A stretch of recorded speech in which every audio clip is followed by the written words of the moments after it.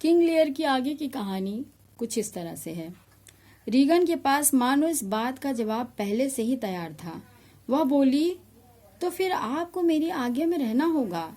Regan की ऐसी बातें सुनकर राजा की आंखों के समक्ष अंधेरा छा गया।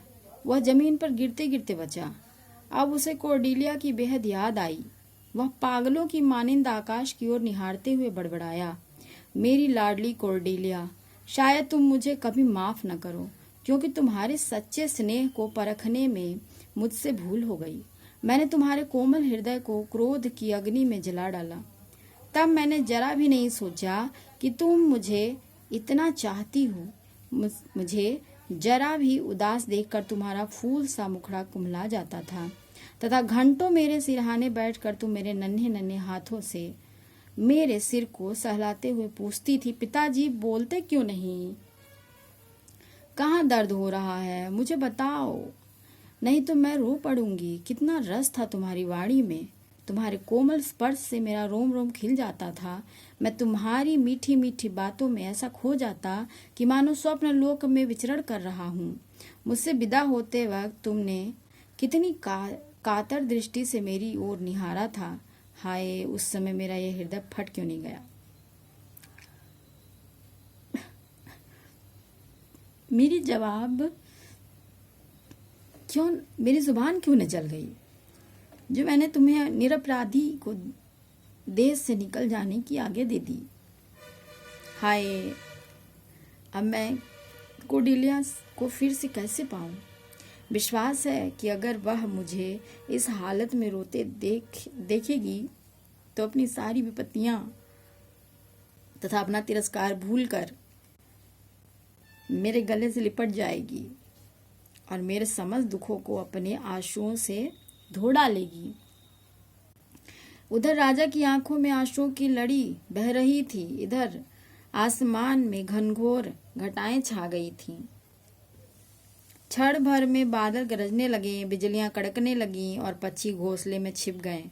अगर कोई खुले आकाश तले खड़ा था तो वह था राजा लियर। वही लियर जिस पर छत्र तानने के लिए कुछ ही समय पहले सहस्त्रों हाथ आगे बढ़ते थे तथा जिसके ऊपर चंवर डुलाने में लाखों अमीर अपने को धन्य समझते थे, मगर आज वही लियर खुले आसमान के नीचे अकेले खड़ा था। शोक की गहराई में पहुंच जाने पर मनुष्य अपना विवेक खो देता है। लियर भी विक्षिप्तों की भांति बड़बड़ाने लगा, आंधियों तूफानों आओ, घिर घिर कराओ, तूफानों बहो और इतने वेग से बहो कि यह आसमान तथा धरती हिल जाए। घटाओ बरसो, इतनी जोर से बरसो कि जमीन का पाप तुम्हारी लहरों में समा जाए। संसार से मानव और कृतज्ञता का नाम सदैव के लिए मिटा दो। तभी महाराज चिल्लाते हुए कायस तथा शेख चिल्ली उसके पीछे भागे। राजा झाड़ झंखाड़ और पत्थर की चट्टानों को लांघता हुआ बीहड़ जंगल की ओर जा ही रहा था कि सहसा कायस ने पीछे से पहुंचकर उसके कंधे पर हाथ रखा तथा बड़ी कठिनाई से उसे एक गुफा की ओर में चलने के लिए राजी किया। अब जब शेख चिल्ली ने गुफा में झांका तो भूत भूत कहकर पीछे की तरफ भागा। वास्तव में वो भूत नहीं था, अपितु कोई किस्मत का मारा आंधी से बचने के लिए उस गुफा की शरण में था। उसका पेट सिकुड़कर पीठ से जा लगा था तथा मुंह पर मूर्धनी छाई हुई थी। तन ढकने के लिए एक चिथड़े के सिवा उसके पास अन्य वस्त्र नहीं था। राजा से उसकी यह दयनीय हालत नहीं देखी गई। वह उसकी ओर लपक कर बोला, शायद तुम भी किसी की कृतज्ञता के शिकार हुए हो। कृतज्ञता की चोट खाए बगैर कोई भी व्यक्ति इस हाल को प्राप्त नहीं कर सकता। राजा की बात सुनकर कायस को यह समझते देर नहीं लगी कि राजा अपनी बेटियों की कृतज्ञता का शिकार हुआ है। कायस ने अब देर करना उचित नहीं समझा और राजा को शेख चिल्ली के हवाले कर स्वयं नगर की तरफ प्रस्थान कर गया। दूसरे दिन वह पौ फटने से पहले राजा के पुराने अनुचरों में से कुछ ऐसों को अपने साथ ले आया जो अब भी राजा के लिए अपनी जान पर खेल सकते हैं। उसी जंगल में डोवर नाम का एक पुराना किला था। उन अनुचरों के साथ कायस ने राजा को उस किले में पहुंचा दिया, जहां उसकी सेवा शुश्रूषा का भार उन्हीं लोगों पर छोड़कर शीघ्र ही कॉर्डिलिया के पास फ्रांस जा पहुंचा। वहां जाकर उसने कॉर्डिलिया को राजा का समूचा हाल चाल कह सुनाया। राजा की इस दुरावस्था को सुनकर उसकी आंखों से आंसू बहने लगे। उसने अपने पति की अनुमति से उसी समय एक बड़ी सी सेना तैयार की तथा उन कृतघ्न राजकुमारियों की तरफ सिखाने के लिए इंग्लैंड की ओर रवाना हो गई। उधर कायस की जिन अनुचरों को राजा की देखभाल का कार्य सौंप आया था, उसकी आंख बचाकर राजा किसी तरह उस किले से भाग निकला। जब कॉर्डिलिया इंग्लैंड पहुंची तो डोवर की ओर जाते हुए उसके सैनिकों ने कहा, राजा को आसपास के खेतों में पागलों की मानिंद चक्कर काटते हुए देख लिया। उसने जंगली घास का एक मुकुट बनाकर अपने सिर पर धारण कर रखा था तथा झाड़ियों और पेड़ पौधों को संबोधित करके वह यह कह रहा था, मैं राजा हूँ, मैं राजा हूँ। अपने प्रिय पिता को इस हालत में देखकर कॉर्डिलिया का हृदय तार तार हो गया। उसने अपने राजवैद्यों को बुलाकर कहा है तुम में से कोई ऐसा जो सिर्फ एक बार मेरे पिता को इतना होश में ले आए कि वह मुझे पहचान सके। इस उपकार के लिए मैं अपनी सारी धन दौलत देने को तैयार हूँ। तब राजवैद्यों ने अपनी पूरी योग्यता से राजा का उपचार किया। कॉर्डिलिया की सहानुभूति ने औषधियों से भी बढ़कर कार्य किया। उसका प्रेमपूर्ण व्यवहार पाकर राजा का विवेक फिर से लौट आया। तब कॉर्डिलिया उससे मिलने के लिए गई। पिता और बेटी का यह मिलन देखते ही बनता था। कॉर्डिलिया अपने पिता से लिपटी बार बार उसे आश्वासन देने की कोशिश कर रही थी और राजा अपने आंसुओं की धारा से उसे नहला रहा था। जिसने इस दृश्य को देखा उसकी आंखें डबडबा आई थीं।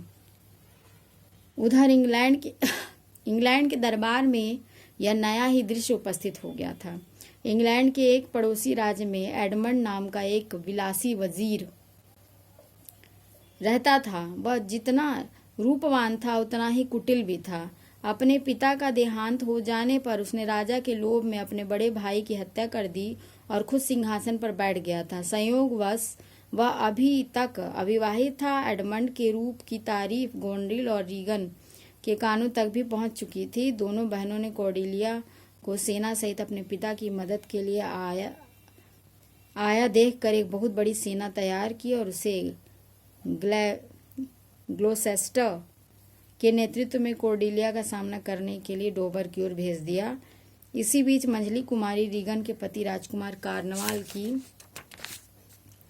अनायास मृत्यु हो गई।